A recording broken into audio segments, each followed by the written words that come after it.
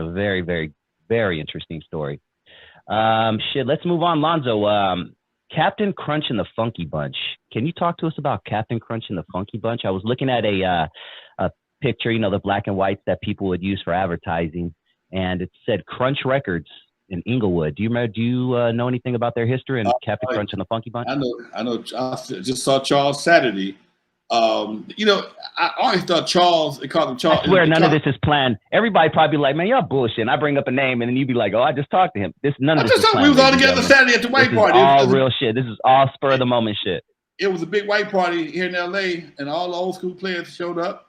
And I wasn't going to go, but I did, and I'm glad I did because hooking up with Charles for a minute, he took a picture of me, one of my friends, and he and I are talking about doing the Eve After Dark reunion at a venue not far from my house.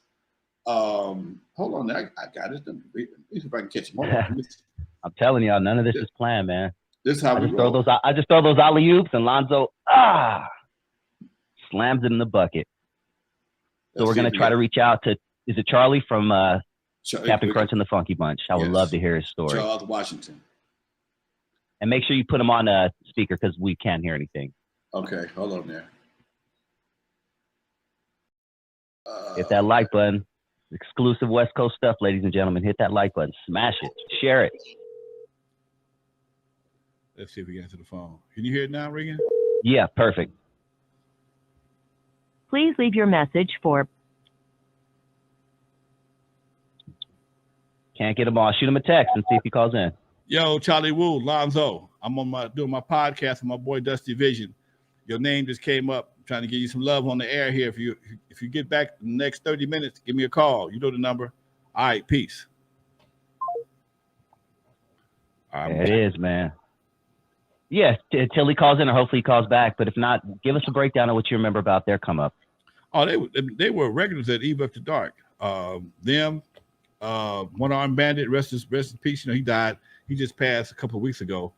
And Anthony King of Pop, they were all regulars. In fact, they would come to Eve After Dark and dance on Friday, go to Soul Train, dance all day, come back to the Eve and dance all night again.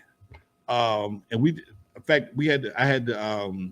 they all did my documentary, my Eve documentary, because they were a big part of the whole Eve era. And it just, they Soul Train dancers, Eve After Dark. It just made for that was all a part of a vibe, man, that we created, and nobody really was trying to create history. We just was a bunch of kids having fun, but because we weren't focused on shooting each other, we all grown senior citizens still hanging out. Like I said, we was all together this Sunday at the big white party at the Hyatt Regency Hotel.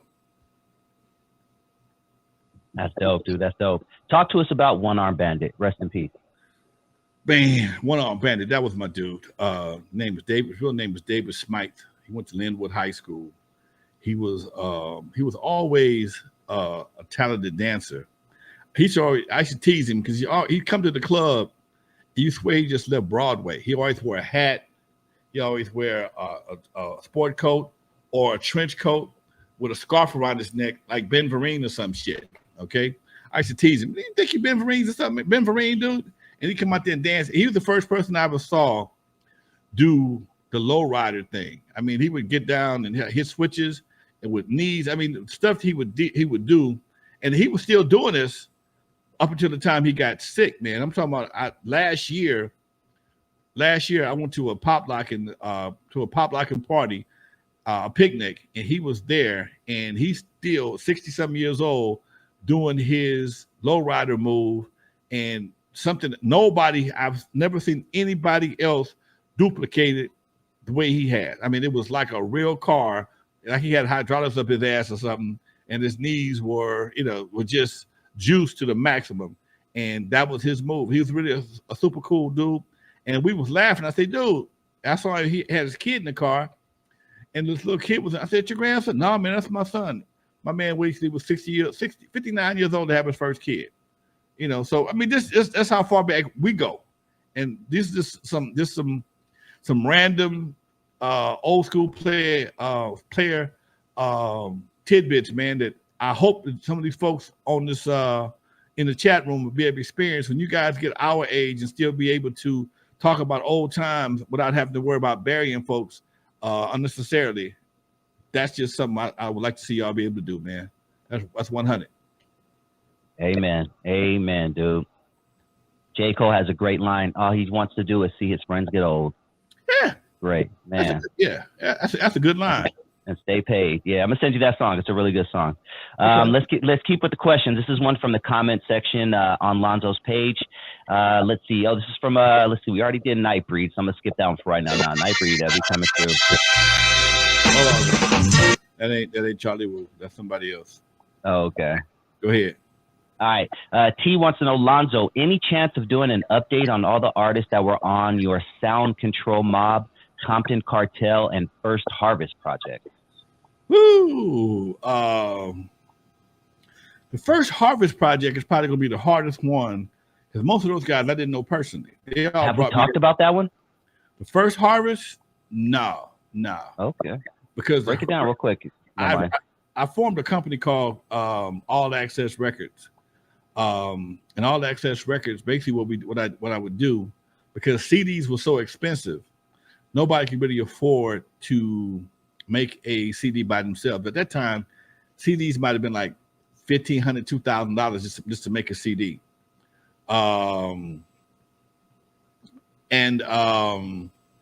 So what I did, I cut a deal. I found somebody who could make them a little bit cheaper, like maybe $1,000 or something like that, maybe $1,000, $1,200. So I would give guys a chance. Bring me your pre-mixed music and $350, and I would make a CD.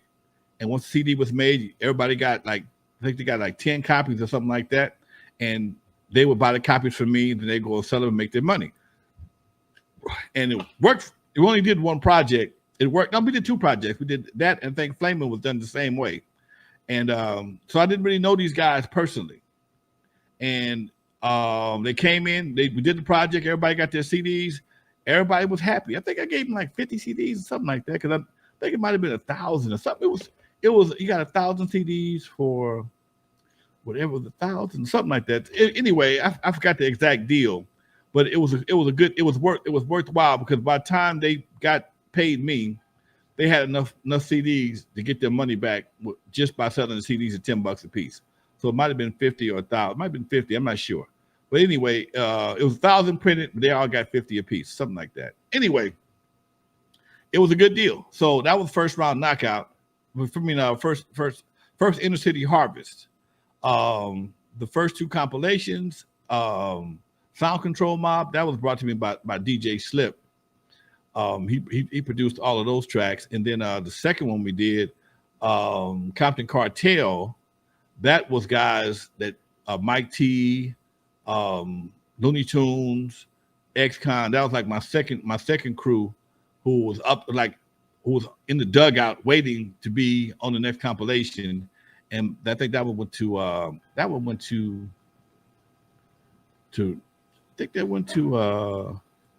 shit. What label? Who distributed that son of a bitch? I think it might have been Triple X. Anyway, I had a bunch of record deals back. I had deals all over. I had Michel'le, had my own company. I had all kind of shit going on back in the day. So I have to look at the album and see who distributed the Compton Cartel. Yeah, it was Par Records.